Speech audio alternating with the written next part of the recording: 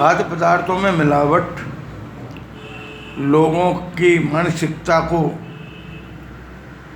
दूषित करने वाले लोग इतने आगे बढ़ गए हैं कि वो जीवन का जो निष्कर्ष है उसको याद ही नहीं रख पाते। आज केमिकल युक्त भोजन खाने से, पैक्ड फूड खाने से, पाश्चात्य देशों की नकल करने से, रोड पर खाना खाने से शरीर में बीमारियां ही पैदा हो गई हैं और शरीर में कमजोरी आ रही है। बच्चों से लेकर वृद्धों तक शरीर जो है ताकतवर नहीं रहा।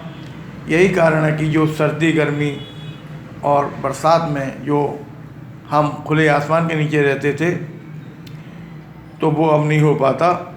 दूसरा कारण ये है कि सर्दी है तो सर्दी का इंतजाम कर लिया। आजकल लकड़ी से तापना तो गांव में हो रहा है, बाकी गांव में भी लकड़ियां नहीं हैं तापने के लिए, और शहरों में हीटर और गर्म कपड़े खरीद लेते हैं, रजाइयाँ ले लेते हैं और उसमें पड़े रहते हैं।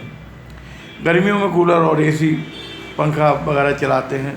ये भी बहुत गलत है, शरीर को बहुत ही नुकसानदेह है। भाई गर्मी है तो आप गर्मी को सहन करिए। आप एसी क्यों लगाते हैं? आप एसी और कूलर आपको कितना फ़ायदा करता है आप जानते ही नहीं हैं। बेहतर है कि आप भाई पंखे से काम चला लें तो आपके शरीर में कुछ गर्मी जाएगी। कूलर चलाएंगे तो गर्मी उतनी नहीं जाएगी।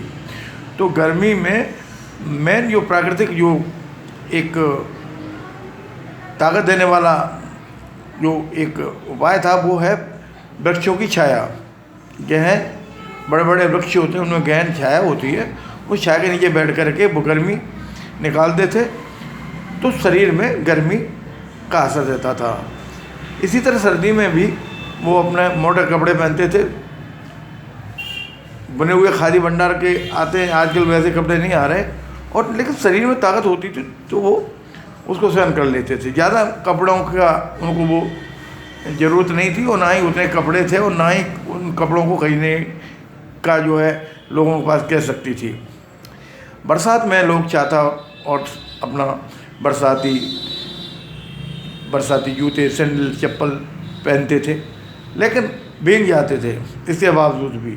तो भीगने से क्या है कि शरीर के जो रोम छिद्र हैं उनका पूरा मैल निकल जाता था, और मैल निकलने से उनको बढ़िया हवा मिलती थी, और हवा मिलने के कारण जो है वो शरीर की जितनी गंदगी थी बरसात में भीगने से दूर हो जाती थी। तो वो भी नहीं रहा अब।